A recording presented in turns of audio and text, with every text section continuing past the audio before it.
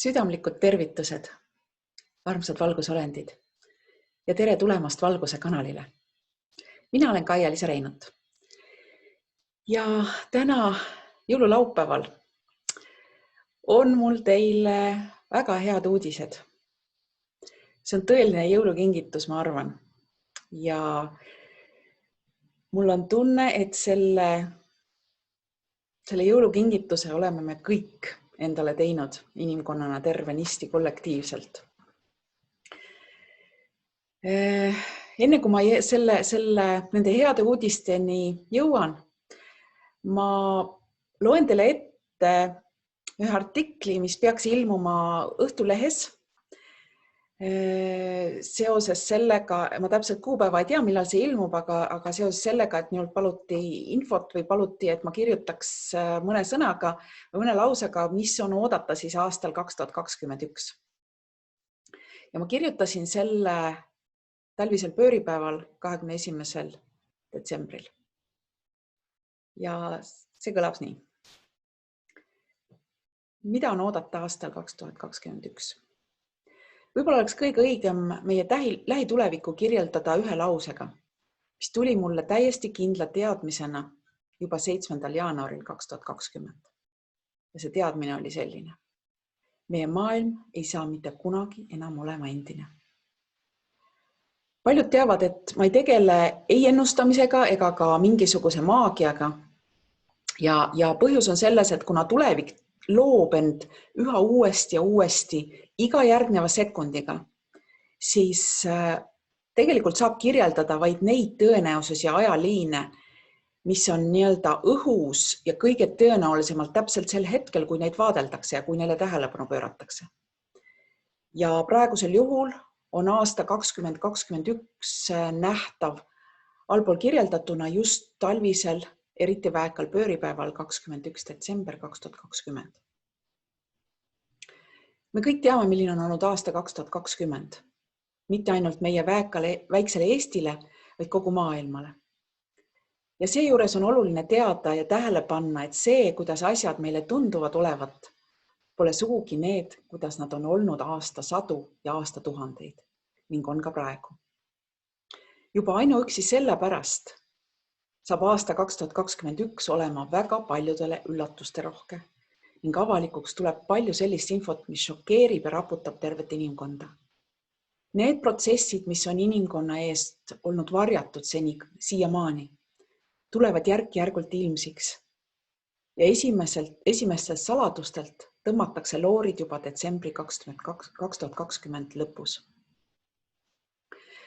See aasta 2021 saab olema avalikustamise ja vastutuse võtmise aasta igas mõttes. Osad peavad võtma vastutuse oma tegude eest terve inimkonna suhtes. Ülejäänud aga peavad hakkama mõistma, et vastutavad ja on alati vastutanud oma elu ja heaolu eest ise. Ja seda just energeetilises mõttes. See, mida me välja kiirgame, see meieni tagasi tuleb. Seda muide artiklis ei olnud.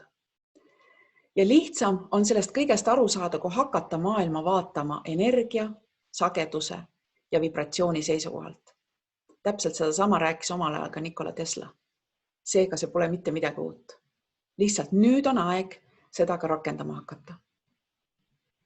Ja sõltuvata inimeste teadvuse tasandist saab 2021 olema osadele ülimalt rahulik ja väekas aasta. Teistele võib sellest kujuneda emotsioonide rohkeks ning emotsionaalselt väga raskeks aastaks.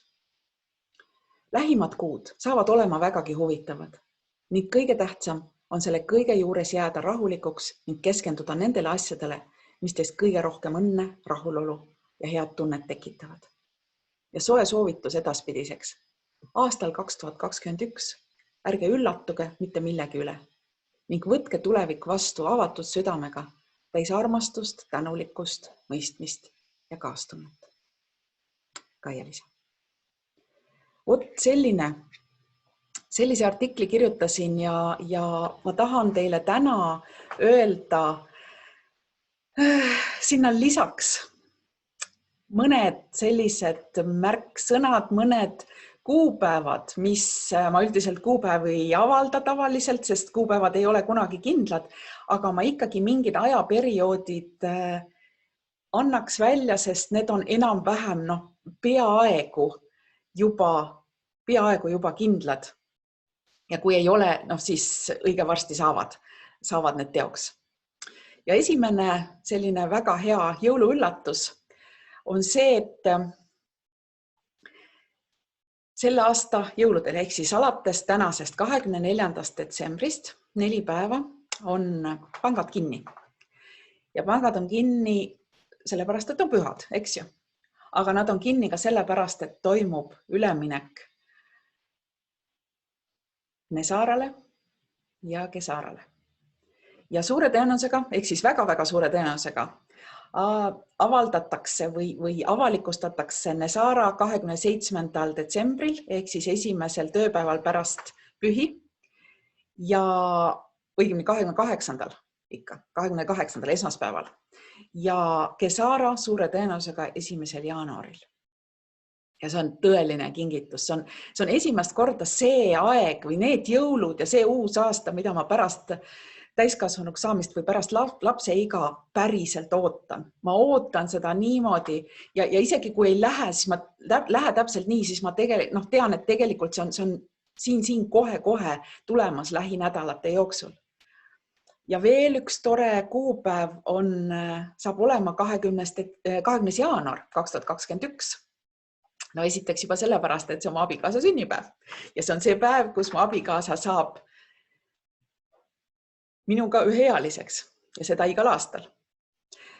See tähendab seda, et mina olen oma abikaasast pool aastat vanem.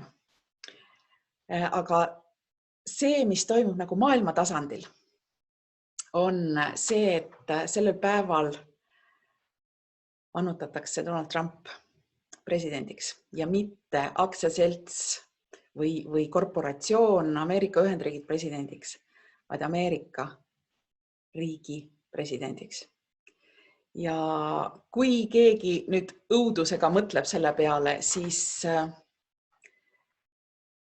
ka see info jõuab varem või hiljem avalikkuse ette, miks just nii ja miks on Trump just see õige inimene seda maailma kõige võimsamat riiki juhtima ja mida ta on teinud inimkonna heaks ammu enne seda, kui ta sai esimest korda presidendiks. Ja see on üks asi, millest ma teen eraldi video.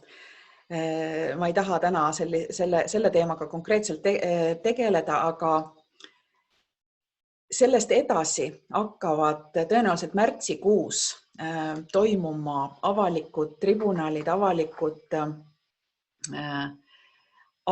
avalikustamised selle kohta, mis on siis toimunud kulisside taga kõik need aastakümned, aastasadad.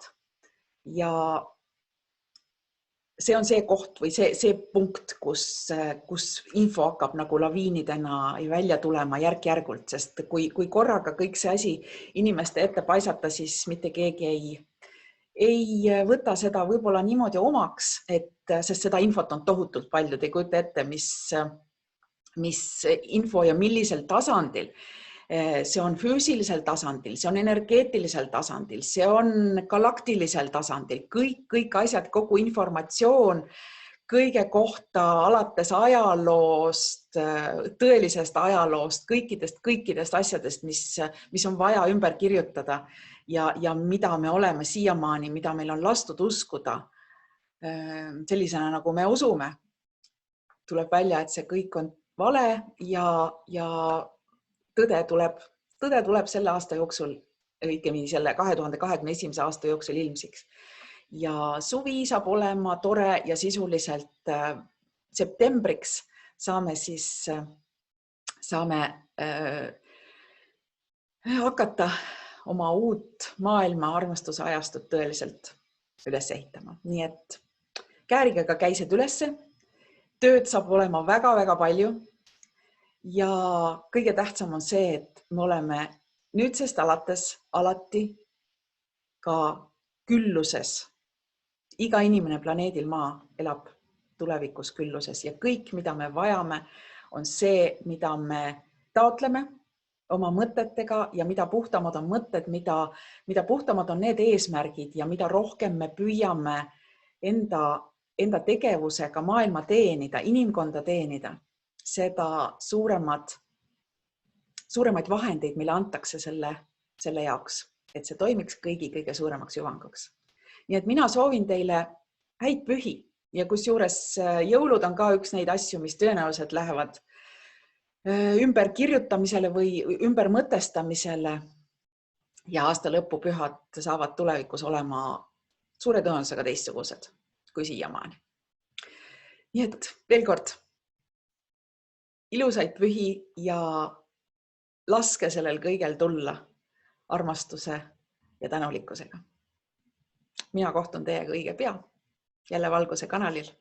Mina olin Kaia-Liisa Reinut.